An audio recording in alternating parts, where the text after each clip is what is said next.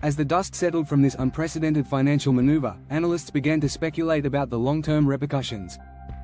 Would this mark the dawn of a new era in international economics? Japan's decisive action sent ripples through Wall Street, prompting investors to reassess their positions. Fear and uncertainty crept into the markets as traders braced for potential fallout from America's close ally. Amidst this turmoil, the question echoed louder than ever: how would the United States respond to such a formidable challenge from Japan? As the days wore on, the financial analysts dissected the data, searching for clues about Japan's intentions. Conversations bubbled up in boardrooms, exploring the ramifications of such a drastic shift in strategy. The media buzzed with narratives portraying Japan as either a bold innovator or a dangerous rival defying decades of economic collaboration. Meanwhile, behind the scenes, US lawmakers scrambled to understand the depth of the crisis. Would there be diplomatic talks, or would tensions escalate further?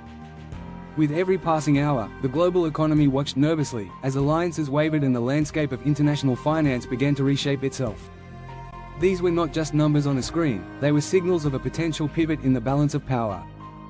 Suddenly, whispers emerged regarding the possibility of a bilateral summit between US and Japanese officials to address these mounting tensions. Economic advisors urged President Biden to extend an olive branch, emphasizing that Japan's grievances were rooted in genuine concerns for future trade relations.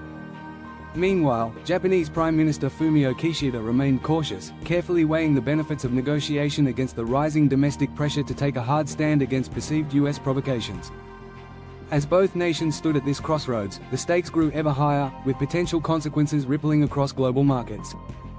The stakes were no longer solely financial, they involved the core principles of trust and cooperation that had long underpinned US-Japan relations, now hanging in the balance like a fragile glass thread poised to shatter.